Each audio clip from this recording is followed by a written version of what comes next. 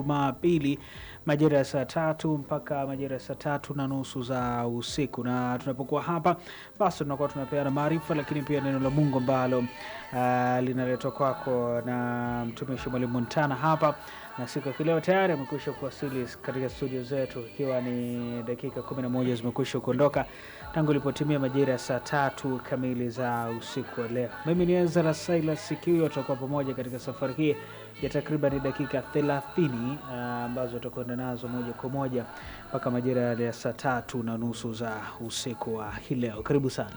Asante sana. Bwana Yesu asifiwe. Amina. Tuombe. Baba, katika jina la Yesu, asante kwa ajili ya usiku wa leo tena. Asante kutupa neema ya kuyasikia maneno yako. Ninaomba upate kuturehemu. Ninaomba Bwana upate kusema na sisi. Sema na mioyo yetu, sema na maisha yetu, sema na ndugu yangu anayenisikiliza ndani ya nchi ya Tanzania na nje ya nchi ya Tanzania. Sema na kila mmoja Bwana. Roho Mtakatifu tufunulie fahamu zetu, tupate kuelewa na maandiko. Nami ninafanya kama Musa alivyochukua damu akanyunyiza kwenye masikio ya watu, akanyunyiza na kwenye kitabu, ili kwamba kile kilichoandikwa kwenye kitabu wapate kukielewa. Nami nachukua damu ya Yesu na nyunyiza kwenye masikio ya huyu mtu anayenisikiliza.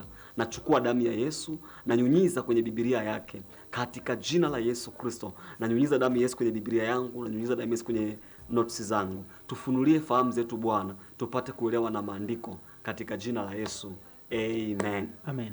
Haleluya. Amen. Kwanza kabisa ni wakaribishe tarehe 8 Ijumaa ya wiki ijayo tutakuwa na ibada ya nusu mkesha kuanzia saa 2 mpaka saa 6 pale chuo cha Sauti, chuo kikuu cha Mtakatifu Agustino USCF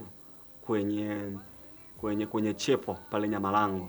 Itakuwa ni ibada ya wanaume, semina ya wanaume. Kwa hiyo nikukaribishe kwenye kile chuo pale saa 2 usiku mpaka saa 6 USCF. Semina ya wanaume nitakuwa nikifundisha pale. Okay. Kwa wanaume karibuni. Tunaanza series mpya siku ya leo. Somo linasema kustahimili na kuvuka katika nyakati ngumu au majaribu. Kustahimili na kuvuka katika nyakati ngumu au majaribu. Okay. Unaweza ukatutumia message wakati tunaendelea kwenye zile namba zetu 0746 144 630. Wakati tunaendelea tutazisoma pale mwishoni. Kustahimili na kuvuka katika nyakati ngumu. Kwa ambacho tunakitaka tujifunze kustahimili.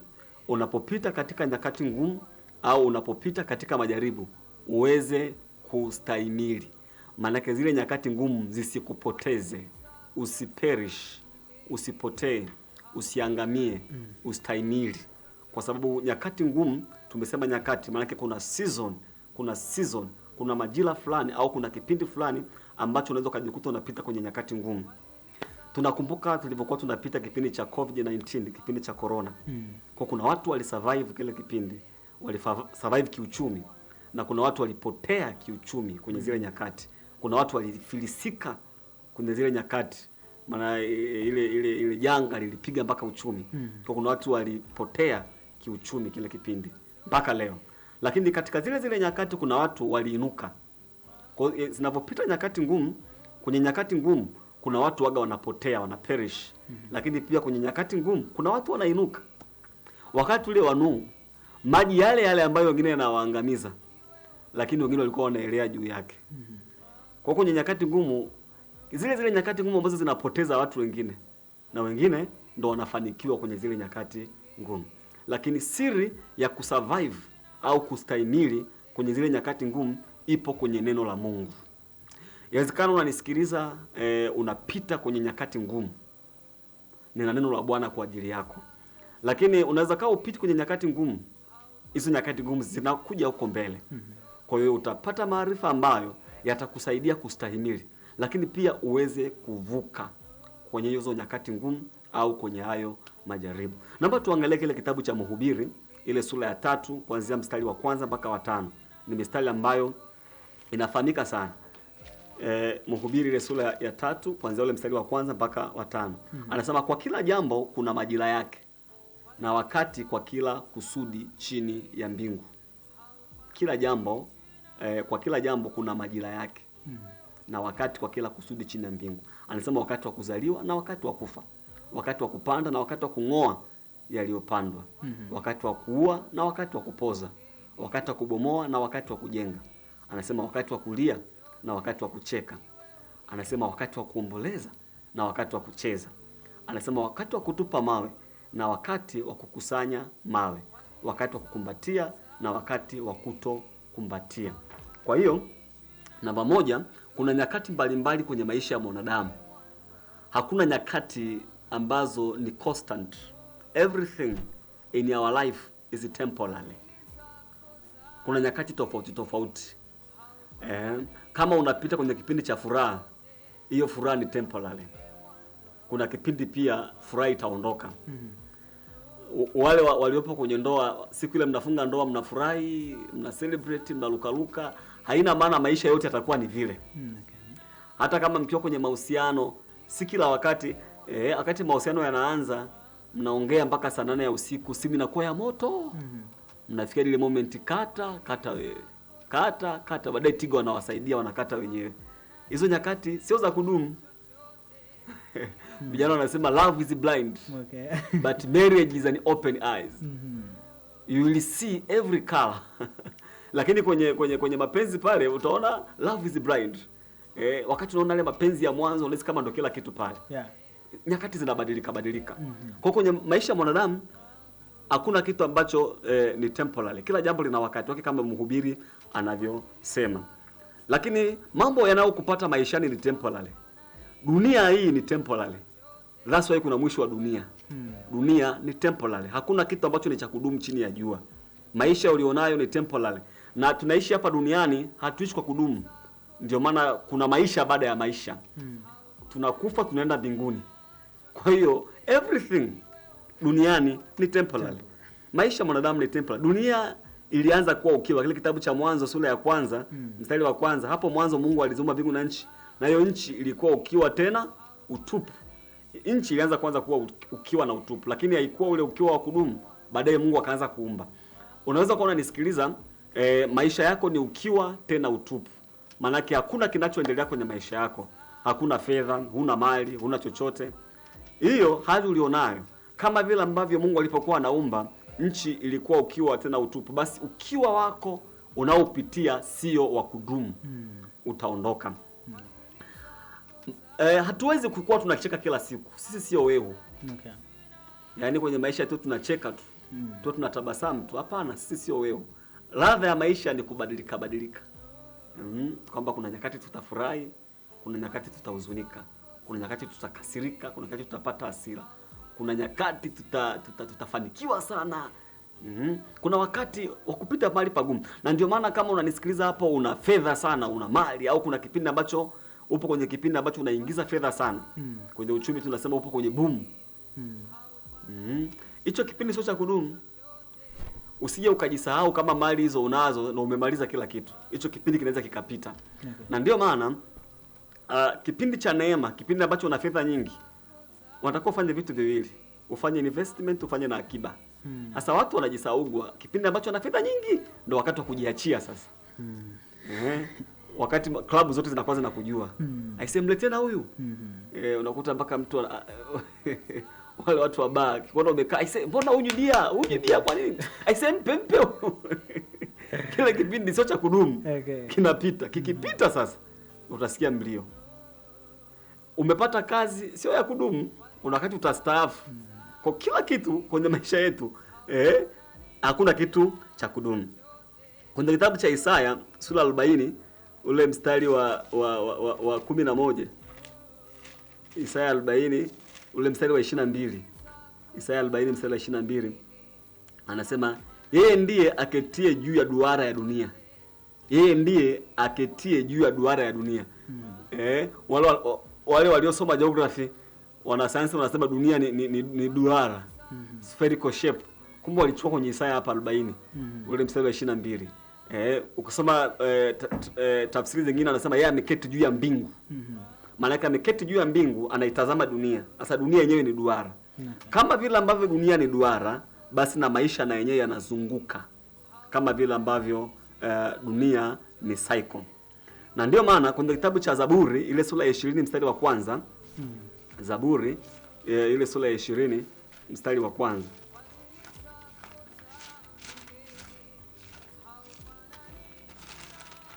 Zaburi sura ya 20 mstari ule wa kwanza anasema, Bwana akujibu siku ya dhiki, jina la Mungu wa Yakobo likuinue. Ninachotaka ukione, Bwana akujibu siku ya. Kumbe kuna siku ya dhiki. Kuna siku ya dhiki.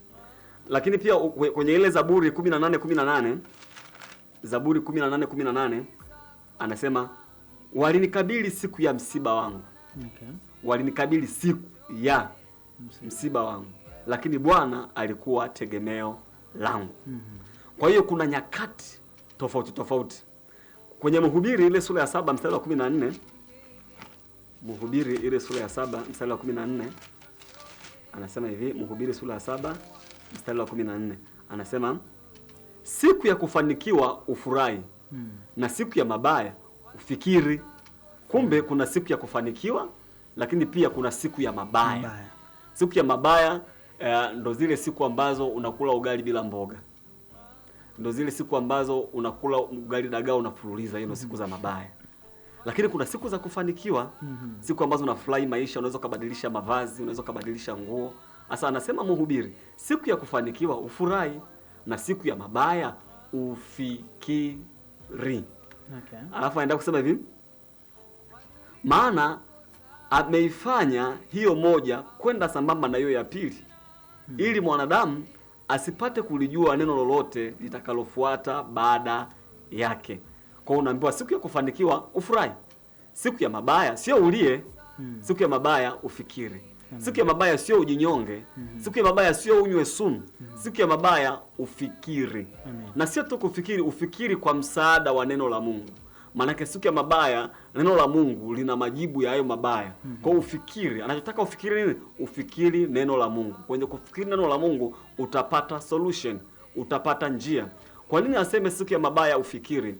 Anaposema siku ya mabaya ufikiri, maanake utakapofikiri, kwenye kufikiri, kufikiri, maanake kwenye kufikiri utapata solution ya hayo mabaya.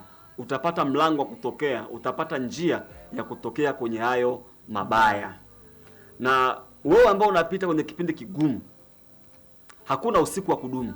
Mungu aliumba usiku na mchana. Hakuna mchana wa kudumu, hakuna usiku wa kudumu. Kuna watu kwenye maisha yao ni mchana na kuna watu kwenye maisha yao ni usiku. Hakuna usiku wa kudumu. Na kwa kadiri ambavyo unaona giza limezidi kuwa kali sana, ndivyo ambavyo asubuhi yako inakaribia. Wewe ambao unanisikiliza, upo kwenye kipindi kigumu, ni giza totoro. Giza limezidi kuwa kubwa. Linapokuwa giza kubwa, unafika mahali huoni, hujui unafanya kitu gani, uelewi ufanye kitu gani. Unapoona usiku umezidi, basi jua asubuhi yako imekaribia. Yawezekana kuna mtu unapita kwenye maisha ambayo umekuwa yatima, umekuwa mjane, hujapata nafasi ya kupelekwa shule. Hizo nyakati ni za kitambo. Hayo magumu unayopitia ni ya kitambo. Kuna nyakati za furaha zinakuja. Kwa hiyo usifie njiani, usizimie njiani, usikatie tamaa njiani. Zipo nyakati zingine nzuri ambazo zinakuja. Mimi nimekuja kukuambia, yawezekana kuna mtu hapa unanisikiliza, nia yako ni kujinyonga. Nia yako unywe sumu. Unatamani kama kujiua, unapoteza radha ya maisha, kwa sababu kuna wakati mwingine tunapopitia kwenye nyakati ngumu, tunapopitia kwenye majaribu, tunapopitia kwenye mapito, mtu anafikia hatua haoni radha ya maisha. Unapoteza radha ya maisha. Na ukiona mtu kama amepoteza radha ya maisha, anaanza kutamani kufa, anatamani bado kujinyonga. Mimi leo nipo kukuambia kwamba kuna nyakati za furaha. Na hizo nyakati ambazo unazipitia ni za kitambo tu, zinapita katika jina la Yesu aliye hai. Amen. Kwa hiyo usichukue hatua ya kunywa sumu, kijana unanisikiliza. Usijiue. Dunia inakusubiria. Taifa linakusubiria. Ukisema leo ujiue au ujinyonge, utakuwa umewakosea sana wazazi wako. Wameinvest kwako. Sio tu wazazi, kuna wadogo zako, kuna jamii inakutegemea wewe. Serikali imekusomesha bure, inategemea matunda kutoka kwako. Usijiue. usijinyonge, bado kuna radha ya maisha. Anaposema utafakari, maana yake unaletewa neno la Bwana. Anasema siku ya dhiki sio wakati wa kujiua, bali ni wakati wa kutafuta uso wa Mungu, bali ni wakati wa kumuita Mungu. Amen. Namba 2, kuna nyakati ambazo zinampata mtu mmoja mmoja, lakini kuna nyakati ambazo zinaweza zikapata kikundi fulani. Kuna nyakati ambazo zinampata mtu mmoja mmoja au zinapata kama familia. Kuna nyakati ambazo zinaikumba taifa. Kwa mfano unapozungumzia kipindi kigumu au nyakati ngumu, ni kama kile kipindi cha corona. Kilikuwa ni kipindi ambacho taifa zima, ni ulimwengu mzima, kila taifa lilibanwa kwa wakati wake. Sometime Mungu anaachilia ya matukio ili kuwafanya watu warudi kwake. Kuna watu akipita kwenye nyakati ngumu, ndio nyakati anaanza kutafuta, unaanza kujifunza kufunga. Mambo yakiwa yanaenda, bwana wewe uko huna muda na Mungu. Yeah. Mungu waga anaachia nyakati ngumu. Moja ya lengo ya kuachia nyakati ngumu, kutukumbusha turudi kwake. Amen. Kutuvuta turudi kwake. Akikuona umeanza kuwa na kiburi, akikuona umeanza kumsahau, anaachia zile nyakati ngumu. Kipindi ilifika wakati ambapo wanadamu wameona Mungu, wamemchukulia Mungu kawaida. Sasa Mungu anapoletega ile matukio ni kuwakumbusha watu waanze kurudi. Mpaka nakumbuka kile kipindi rais wa nchi akatangaza watu wafunge siku 3. Unaona, yani hiyo ni mbinu ya Mungu. Mungu fundi sana. Kipindi cha corona watu wamekuwa wapole kabisa, watu wanaenda ibadani. Maana sasa imekuja kujulikana mtu anaweza kuwa na fedha na ukafa. Yeah. Fedha unazo na unakufa. Na madaktari wenyewe wanakufa. Imebeba corona. Imebeba. Ile ni pigo. Na utaona katika Biblia Mungu alikuwa anafanya hivyo. Kuna wakati fulani watu wanaenda wanajisahau. Mungu analeta pigo. Akileta ile pigo, watu wanaanza kumrudia yeye. Biblia inasema kwenye kitabu cha Zaburi, Mungu akaiita njaa. Kaita njaa. Inafika mbali mvua zinagoma, hazinyeshi. Kipindi cha Elia Mtishbi, nabii Elia, watu waliacha Mungu wakaanza kuabudu miungu mingine. Unajua alichokifanya Mungu kupitia nabii Elia? Elia aliamka tu asubuhi akasema hivi, kama ishivyo Mungu, si wanaabudu miungu mingine? Kila nabii bwana ana pigo zake. Sasa Yeremia alikuwa ni mpole, lakini usicheze na Elia Mtishbi. Elia alikuwa ni nabii kiboko. Alisimama tu nje akasema, kama Mungu waishivyo hakutakuwa na mvua miaka 3.5 isipokuwa kwa neno langu. Afu akapotea. Kafichama miaka 3, mvua hakuna, mazao yameanza kukauka, wanyama wameanza kufa. Miaka 3.5 jamaa amejificha kwenye kijito mahali anakula mkate na nyama. Anakula mkate, nyama na maji kwenye kile kijito. Baadaye yule mtu kakauka, si mvua zinyeshi. Alafu jamaa analitoa chakula na kunguru. Baadaye mtu kakauka. Mungu akamwambia hivi, nenda kajionyesha sasa kwa Ahabu. Ndio jamaa anatoka kwenda kujionyesha. Lakini ile kitu imewanyosha wale watu. Wamenyoka kweli kweli. Mungu amewapiga. Ni kipi Mungu anakifanya kuwafanya wale watu warudi? Kwa kuna wakati Mungu anaachia hizi nyakati kuwakumbusha watu kuanza kurudi. Kuna watu nyakati ngumu ndio zimefanya waanze kuwa na mahusiano mazuri na Mungu. Hapo tutakuta watu kwenye mikutano ya Injili wanazurura. Kimwambia na ndoo potofu unapowajia watu wanakuja kudanganywa. Kwa nini? Wamepigwa na magumu, alafu wanaanza kuzurura kila mahali. Ndio utamkuta yule kipofu anaponywa na Yesu. Baadaye wazee wanamuuliza yule kipofu, aliyekuponya huyu ni nani? Yule jamaa akamwambia, kama ni mwenye dhambi mimi sijui. Mwana wa seremala 100 inihusu. Ninachojua nilikuwa kipofu, sasa naona. Je, mataka kwa wanafunzi wake? Yaani kuna kipindi tunapita kipindi kigumu, msaada utautafuta popote pale.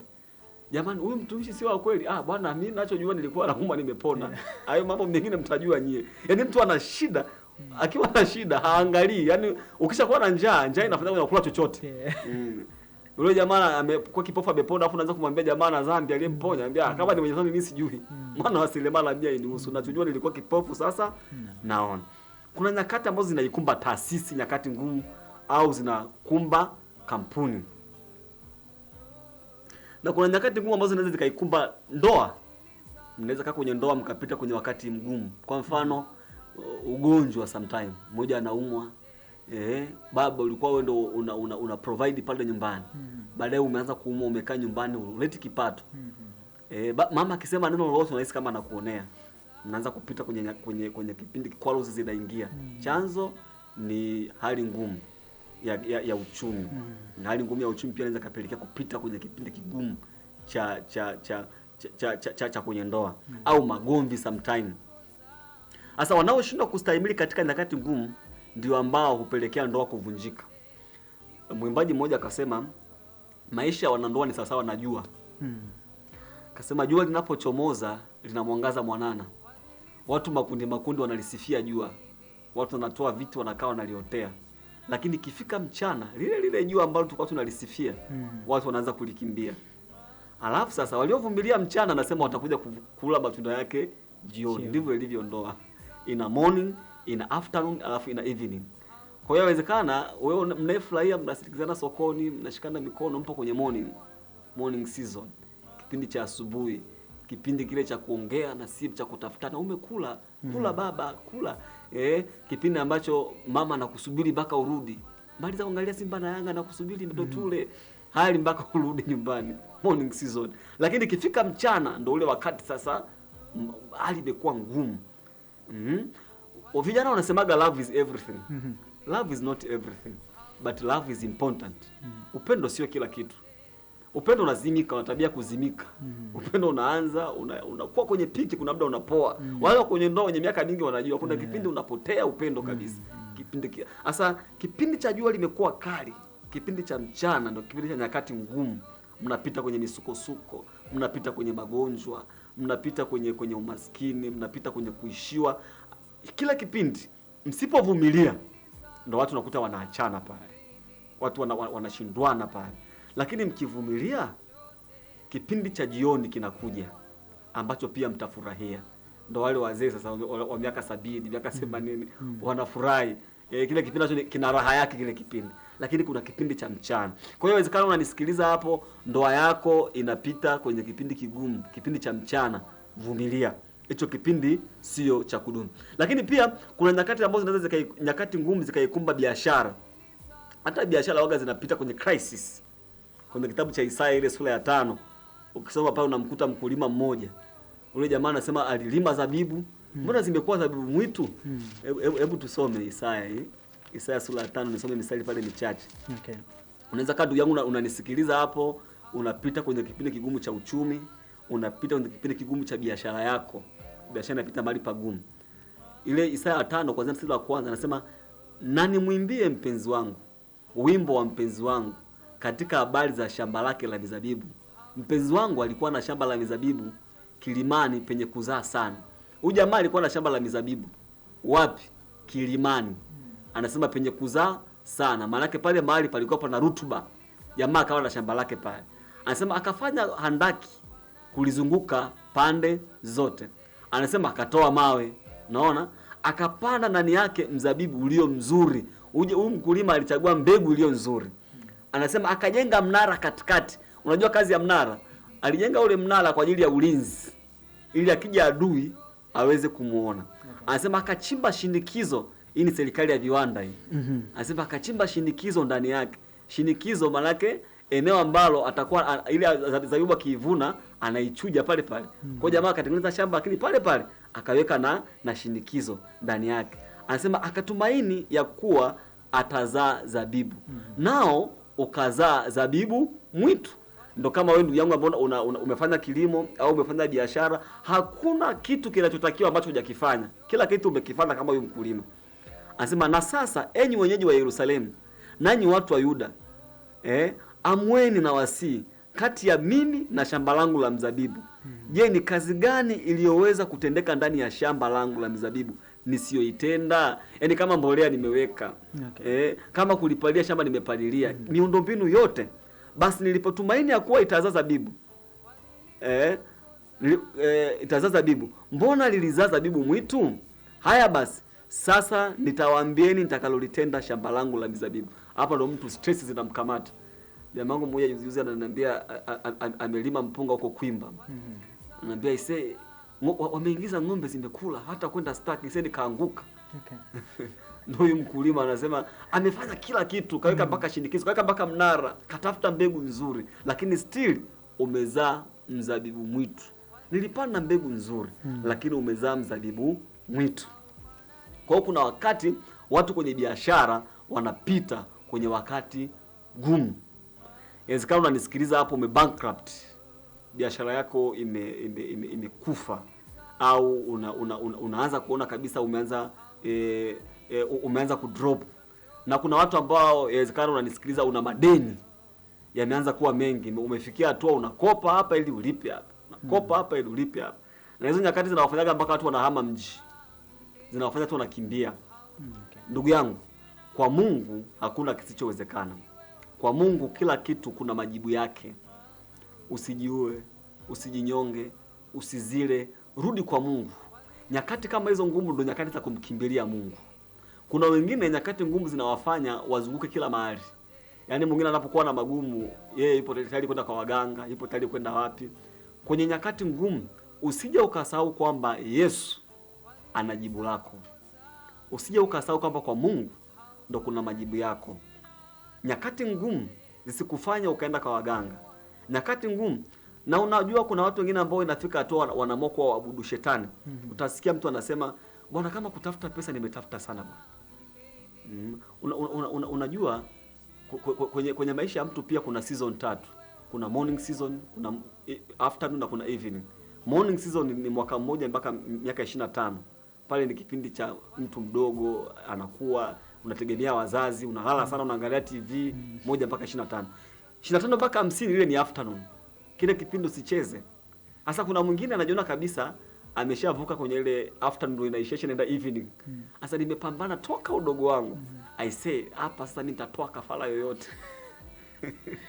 Okay. Mtu mmoja akasema maisha ni kama mchezo wa mpira. Dakika ngapi zipo? 90. Unapata kwenda unapewa 45. Si ndio? Alafu usipofunga goli unapata zingine 45. Usipofunga goli unapewa nini? Penalty. Sasa kuna watu wengine kwenye maisha hapo kipindi cha kwanza umepewa 45. Wale wa miaka 1 mpaka 25 mpo kwenye kipindi cha kwanza. Usipopata goli Mungu anakupa cha pili.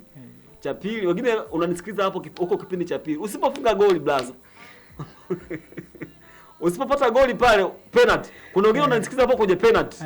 Yaani usipofunga goli ndio umeisha. Okay. Sasa inafika hatua mtoto kipindi anaona I say hapa mimi lolote litakalotokea. Mimi naenda hata kwa waganga. Ndugu yangu, sio kama shetani anatajirisha. Lakini utajiri wa shetani una majuto. Kwa hiyo hizo nyakati ngumu zisikufanye ukimbilie kwa waganga. Njoo kwa Yesu. Biblia inasema Mungu atarejesha miaka iliyoliwa na nzige na madumadu na parare. Kwa kama kwenye season zingine ulipoteza muda, hata katika miaka ulionayo Mungu ana uwezo wa kukutajirisha. Usiende kwa waganga. Usiabudu miungu mingine. Muabudu Mungu peke yake katika jina la Yesu aliye hai. Amen. Haleluya. Amina. Lakini kuna nyakati ngumu ambazo zinalikumba taifa. Ndio utaona kwenye kile kitabu cha Mwanzo sura 41, nisisome mstari wa kwanza mpaka wa 4, unakuta Farao anaota ndoto kabla ya kile kipindi cha neema na kipindi cha njaa hakijafika. Kuna nyakati ambazo zinaikumba taifa. Inaweza taifa likakumbwa na njaa.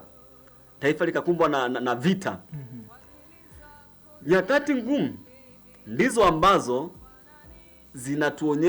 zinaonyesha udhaifu wako na uhodari wako. Yaani ukitaka kujua mtu dhaifu, kipindi cha nyakati ngumu tutaona udhaifu wako na uhodari wako.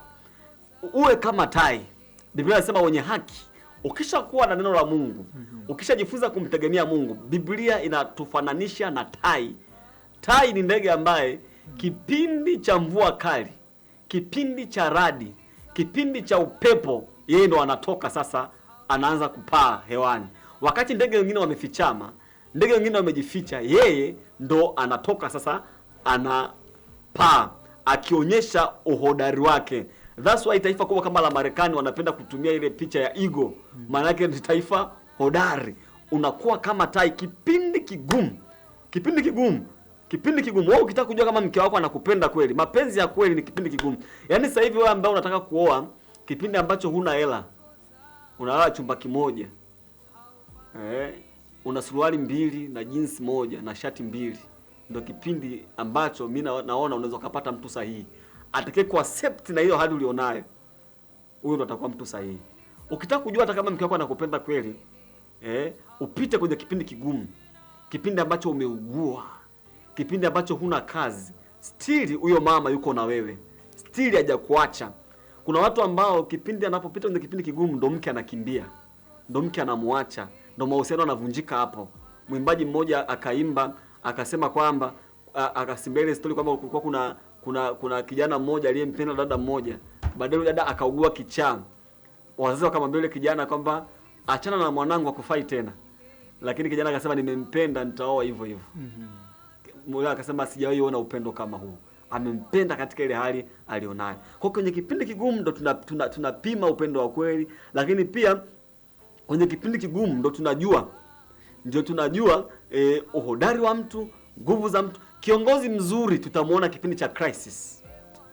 Kiongozi mzuri wa kampuni, wakati kampuni inapita kwenye misukosuko, ndo tutamjua kama ni kiongozi mzuri au la.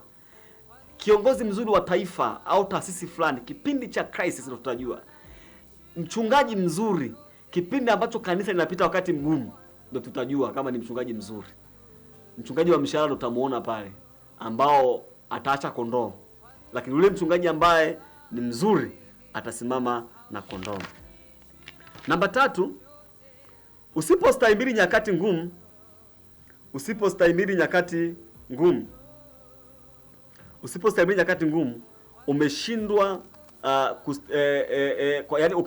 nyakati ngumu, umeshindwa kustahimili masimango, dhuruma. Usipostahimili nyakati ngumu, utapigana na watu, utawajibu watu vibaya, na ndio maana kwenye nyakati ngumu pia utapima busara ya mtu au hekima ya mtu. Kuna watu wakati ambapo umemjibu vibaya, umemletea quarrels, unakuta ana maintain ile. Yaani kipindi ambacho mke amekuletea vurugu nyingi, lakini bado hujanyanyua mkono kumpiga kofi. Lakini usiposhindwa kustahimili, baki tutaona umenyanyua kofi, umetukana, umejibu vibaya. Ukitaka kujua mtu mpole, uweze kumpima kipindi cha amani. Mletee quarrels, mchokoze, na utajua huyu ni mpole. Na ndio maana kuna wale weak people, ukimchokoza tukasharusha kofi kitambo sana. Kuna jamaa mmoja akasema mimi nilikuwa refa. Unajua kwenye mpira hapa nikiwa naendesha mpira, mtu akianza ile maneno acha ujinga, nilishamlamba kofi kitambo, nilishapewa kadi nyekundu, nimetoka nje. Sasa mimi ukinisumbua ni makofi kitambo. Maana anashindwa kucontrol hisia zake. Sasa kipindi cha wakati mgumu tutajua unaweza vipi kucontrol hisia zako. Lakini pia kuna watu ambao anaweza kapita kwenye nyakati ngumu. Zile nyakati ngumu zikamvuruga. Amevuka nyakati ngumu, lakini zile nyakati ngumu zimemwacha amekuwa mlemavu wa kihisia. Kuna mtu anaweza akawa alikuwa kwenye mahusiano, na baada ya kujalia mahusiano akaachwa au akaumizwa, ndoa ikavunjika, akapata mke mwingine, lakini yale mahusiano ya kwanza yamemwacha akiwa mlemavu wa kihisia. That's why utakuta kuna watu ambao hawezi kupenda tena, hawezi kumwamini mtu mwingine tena. Nyakati ngumu zimepita, lakini zimekuacha na pressure, zimekuacha na madonda ya tumbo. Kuna watu ambao wameshindwa kustahimili nyakati ngumu, ndo wale imewapelekea wanajiua, ndo wale inawapelekea wana pressure. Kuna mtu hapa unanisikiliza, inawezekana unasumbuliwa na pressure, na hiyo pressure ni kwa sababu ya kipindi kigumu ambacho unakipitia, kimekuletea pressure, madonda ya tumbo. Mtu mmoja alikuwa ananieleza changamoto ya ndoa yake, anasema mama nani bwana, unaona haya madonda ya tumbo haya, mama fulani huyu. Ndoa ilishavunjika, lakini yule mama amemwacha, amekuwa na shida ya madonda ya tumbo. Ndugu yangu, kwa Mungu kuna msaada. Kwa Mungu liko tumaini. Kwa Mungu yako majibu. Nitaacha namba zangu za simu hapa. Tatamani unaweza ukanipigia, tukazungumza, tukasaidiana. Lakini pia ili somo ni series ambayo tutaendelea nayo mpaka tena wiki ijayo. Vipindi vinavyoendelea tutaendelea nayo. Nipigie simu, tushauriane, tuombe pamoja. Kuna watu wanapita mahali pagumu, kuna watu ambao umekosa mahali pa kueleza.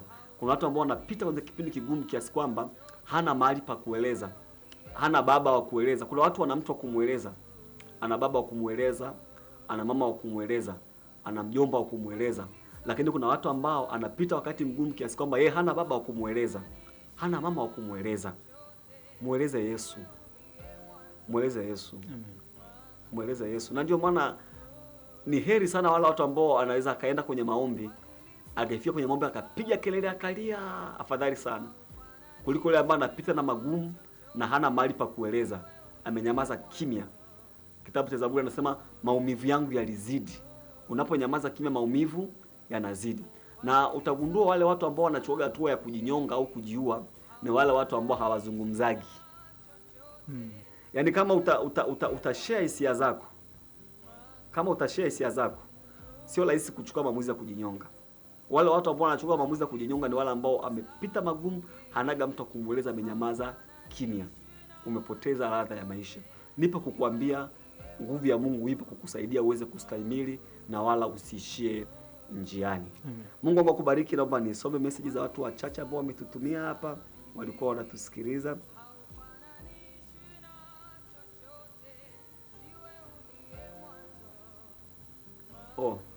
Hii message naisoma, hii utabidi mtafute. Sio ya kuisoma hapa hewani.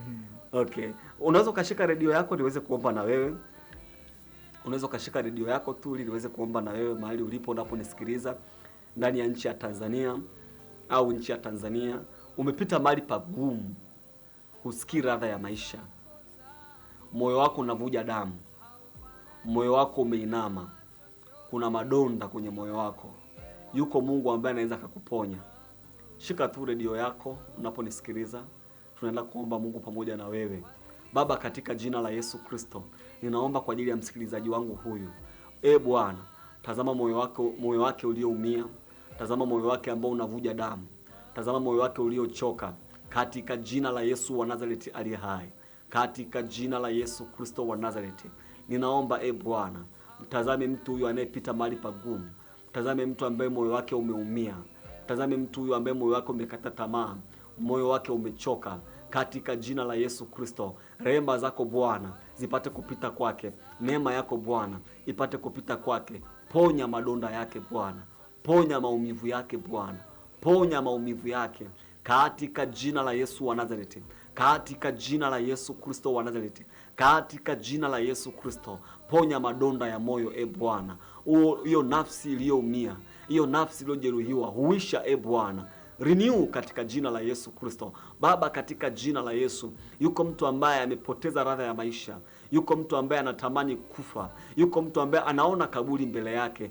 Bwana, muondolee hiyo mauti katika jina la Yesu Kristo. Katika jina la Yesu Kristo, mkono wako wenye nguvu Bwana upite kwa huyu dada, uondoe hiyo roho ya uchungu. Mkono wako wenye nguvu Bwana upite kwa huyu baba, uondoe hayo maumivu katika jina la Yesu wa Nazareti aliye hai. Uponyaji wako Bwana upite, ponya madonda yake, ponya moyo wake Bwana, ponya moyo ulioumia, ponya huyo moyo Bwana katika jina la Yesu Kristo. Katika jina la Yesu, wewe unayeganga mioyo, ganga mioyo yao Bwana, maana umesema katika neno lako, njoni kwangu nyote msumbukao na kulemewa na mizigo, nami nitawapumzisha. Pokea mzigo wa huyu dada Bwana, haoni mahali pa kuelekea. Katika jina la Yesu Kristo, fanya njia Bwana, katika jina la Yesu. Yoyote anayesikia sauti Bwana, kama alikuwa anatamani kujinyonga, hiyo hali ya kujinyonga, hiyo kiu ya kujinyonga, hilo pepo la mauti lipate kumwachia katika jina la Yesu Kristo. Mfanye kuona ladha ya maisha tena, mfanye kuona ladha ya maisha tena katika jina la Yesu Kristo wa Nazareti. Katika jina la Yesu Kristo wa Nazareti, ondoa huo uchungu ndani yake, ondoa hayo maumivu Bwana, katika jina la Yesu, katika jina la Yesu aliye hai. Sante Yesu kwa uaminifu wako. Sante Yesu maana umesikia. Ninaomba amen. Amen. Amen. Mungu wangu kubariki sana. Nimeona message nyingi ambazo zimetumwa hapa ni za watu ambao inabidi niwapigie simu. Siweza kuzisoma hapa. Unaweza ukatutafuta kwenye namba za simu 0746 144 144 630 630 0746 144 630. Unaweza ukatupigia tukashauriana na tukakukaribisha ofisini kwetu. Ofisi zetu ziko pale Malimbe, Mwanza. Tutazungumza na tutakukaribisha pale ofisini kama kutakuwa kuna haja ya kuonana. Lakini pia unaweza kutumia hizo namba kwa ajili ya kusimama na sisi kwa sadaka yako ili vipindi hivi viendelee kuwa hewani. Lakini pia unaweza kupata mafundisho yetu kwa njia ya YouTube, Instagram, TikTok na Facebook page. Utatupata kwa majina ya Montana Online kwenye mabano Agape Ministry. Andika Montana Online kwenye mabano Agape Ministry. Mungu akubariki. Tukutane tena wiki ijayo siku na saa kama hizi, kuanzia saa 3 kamili usiku mpaka saa 3:30. Na kwenye vipindi vijavyo tutapata nafasi ya kusoma meseji na kupokea simu yako. Mungu akubariki sana. Shukrani sana msikilizaji kwa kuweza kufuatilia kipindi hiki chini ya Mwalimu Ntana, kipindi cha maarifa na uponyaji. Kushukuru sana, tutakutana tena Jumapili ijayo muda na wakati kama huu, majira ya saa 3 kamili mpaka majira ya saa 3:30 za usiku. Mimi ni Ezra Silas Kiwio na nikuache kwa muda huu. Tutakutana tena katika kipindi